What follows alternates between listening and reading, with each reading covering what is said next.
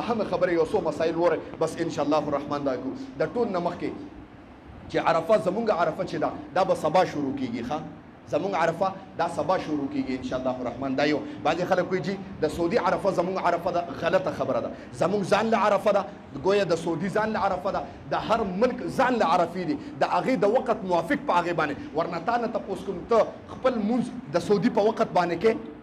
نه کې کنه ډیر فرق دی دغه رنګ عرفه هم زمونږ عرفه چې دا چې کوم دی سبانه عرفه ده نهمه ذوالحجه په کوم کلي کې راشي هغه د هغې چې کوم دی نو عرفه یې یو خبره بل ایام تشریق دا تکبیرات تشریق چې به شروع کېږي کله به شروع کېږي دا به د سبا ورځې نه شروع کېږي انشاءالله د صبحایي د فجر د نهمې ذوالحجې د سبا نه به دا دغه شروع کېږي الله اکبر الله اکبر لا اله الا الله والله اکبر الله اکبر ولله الحمد او د دې فایده درته وایم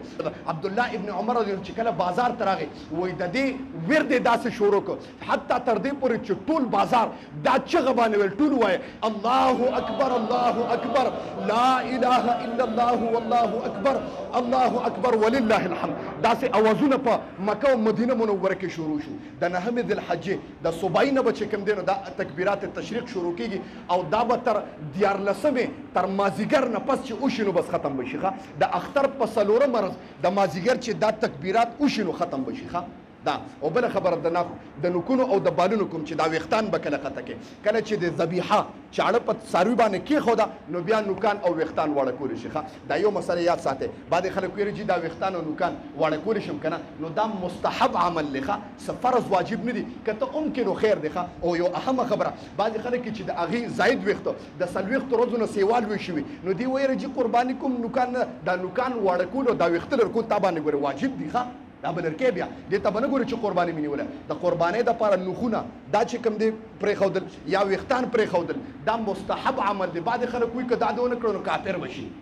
حرام نه دي ښه واجب نه دي و بس صرف مستحب دي که دې وکړه ثواب به میلو شي که دې ونه کړه نو ګناه نه میلاویږي واخر دعوانا الحمدلله رب او بهترین او اخري خبره کوم د ما محترم ورد به دا دغه کې شروع کې مسلمانان خامخا دا خبره ورد دا شروع کې لا اله الا الله وحده لا شریک له له الملك وله الحمد وهو على كل شيء قدير بیا او دا وظیفه د ټولو دپاره لا اله الا الله وحده لا شریک له له الملك وله الحمد وهو على كل شيء قدير واخر دعوانا الحمد لله رب العالمين وصلى الله تعالى على خير خلقه